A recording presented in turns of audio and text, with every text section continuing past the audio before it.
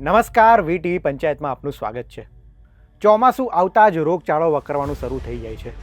એમાં પણ દૂષિત પાણીની બૂમો કાયમ રહેતી હોય છે. અમદાવાદના ગોતા વિસ્તારમાં તંત્રની બેદરકારીના કારણે સ્થાનિકોને રોગચાળાનો ભોગ બનવું પડ્યું છે. શું છે સમગ્ર મામલો, વિગતે વાત કરીએ.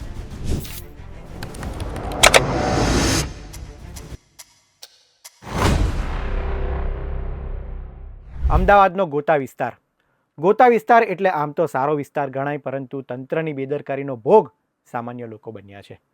આકાંક્ષા સોસાયટી, વિનાયક બંગલો અને આસપાસની 12થી વધુ સોસાયટીમાં દૂષિત પાણીની સમસ્યા છે.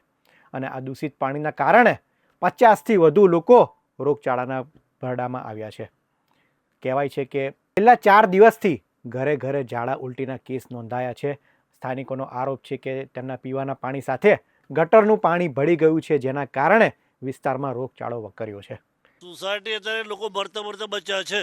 એ હાલત છે. 15 દિવસથી ખરાબ પાણી આવતું હતું.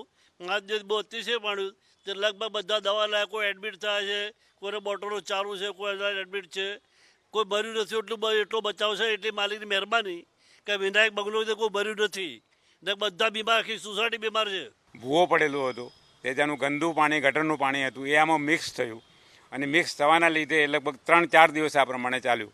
અનફોર્ચ્યુનેટલી અમે લોકોએ આગલા દિવસે જ ટેન્ક પિરિયોડિકલી અમે ટેન્ક સાફ કરાવીએ છીએ. ટેન્ક સાફ કરાવી અને બીજા જ દિવસે આ થયું.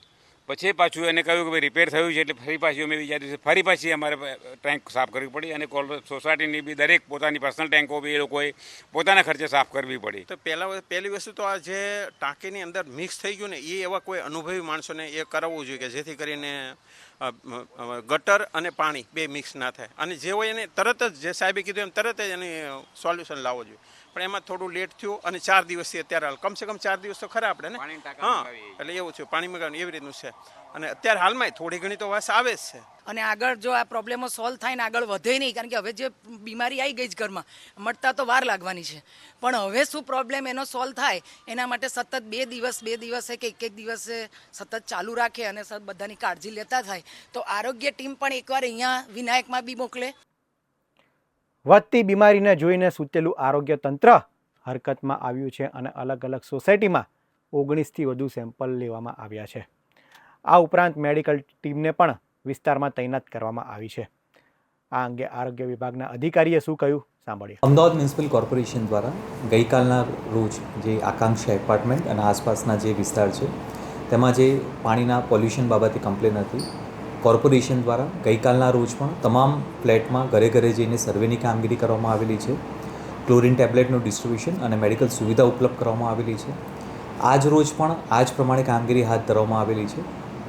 આજ સવારે ટોટલ 19 જેટલા સેમ્પલ અમે આ વિસ્તારમાંથી લીધેલા છે. પ્રાથમિક તબક્કે ક્લોરિન ટેસ્ટ પણ કરવામાં આવેલું છે અને તમામ જગ્યાએ ક્લોરિન અવેલેબલ આવેલું છે. એટ ધ સેમ ટાઈમ જે તે ફ્લેટમાં જઈને પોલ્યુશન બાબતે પ્રશ્નો પૂછતા હાલમાં ત્યાં પાણી પણ ચોખ્ખું આવી રહ્યું છે અને લોકો મારફતે હાલમાં આજ રોજ કોઈ કમ્પ્લેન નથી, તે પણ મેસેજ અમને મળેલા છે.